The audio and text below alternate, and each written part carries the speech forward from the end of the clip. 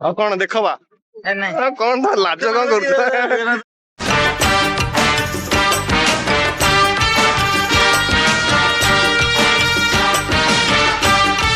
ଆଉ କଣ ଆଉ ଟିକେ ସନ୍ଧ୍ୟାବେଳେ ଟିକେ ବୁଲିବାକୁ ଆସିବା କଥା ଆଉ ବୁଲାବୁଲି ଟିକେ କରିକି ଯିବା। ଆପଣ ନାଇଟ୍ ସିଫ୍ଟ ଅଛି କେତେ ଆଉ କାମ କରିବ? ତମେ ଲାଜ କରୁଛ କଣ ରେ? ଗୋଟେ ସାଙ୍ଗଟେ ଆସିଛି ବହୁତ ପୁରୁଣା ସାଙ୍ଗଟେ ଲାଜ କରୁଛି। ଲାଜ କଲେ ଚଳିବ ଆଉ ଝିଅ ପିଲା ଲାଜ କରନ୍ତି ନା ଆଉ ପୁଅ ପିଲା କି ଲାଜ କରିବେ? କଣ ଏଠି ନୂଆ ଷ୍ଟଲ ଗୋଟେ କଣ ପଡିଛି?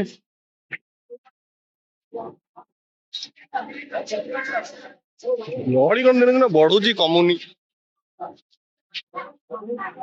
ତାକୁ ଦଉନ କଣ ଖାଇବାକୁ ଦଉନ ଖାଇବାକୁ ଦିଅ ଦିଅ ଭୋକ କଲାଣି ବା।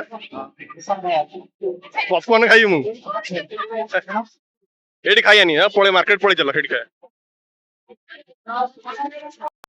ଏବେ ଚାଲୁ ମାର୍କେଟ କଣ ଟିକେ ଖିଆପିଆ କରିବା ଖାଇ ପିଇକି ବୁଲା ତ ସରିଲା ଆଉ ପାରାଦୀପରେ କଣ ଏଇତ ଏତିକି ଟିକେ ସମୁଦ୍ର କୂଳ ବୁଲାବୁଲି କରିଦେଇକି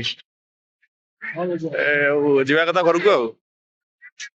+2 ପଢିଲା ବେଳେ ତଥାପି ଆସୁଛୁ ଏଇଠି ତ ଆମର ଖଟି ଆଉ ଏଇଠି ଆମେ ଖାଇକି ଆସିଛୁ ପାଖାପାଖି ବହୁତ ଦିନ ଆଗରୁ।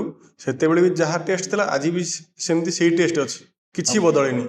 ବହୁତ ଭଲ ଲାଗିଲା ବହୁତ ଦିନ ପରେ ଖାଇକି। ଏଇଠି ହଉଛି ସାଇ ମନ୍ଦିର। ଏଇଠି ତ ଆମେ ବହୁତ ଆସୁଛୁ ଏଠି। ଏପଟେ ଯେତେବେଳେ ଆମେ ରହୁଥିଲୁ ପାରାଦୀପ ସାଇଡରେ, ଏବେ ତ ଆମେ ପଳେଇଗଲୁଣି ତାନିଗଡା ପଟକୁ।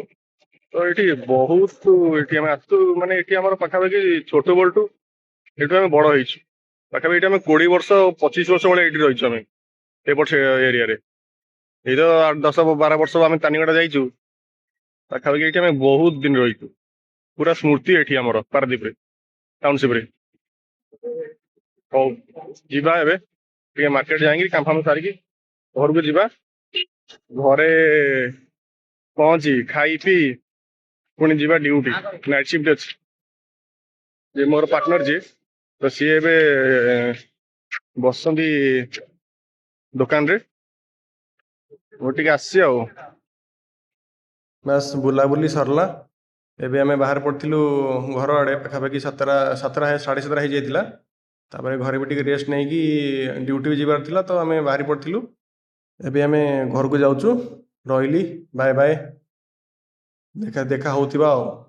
ଭଲ ଲାଗିଲେ ଲାଇକ୍ କରିବେ, ଭୁଲ ଥିଲେ କ୍ଷମା କରିବେ।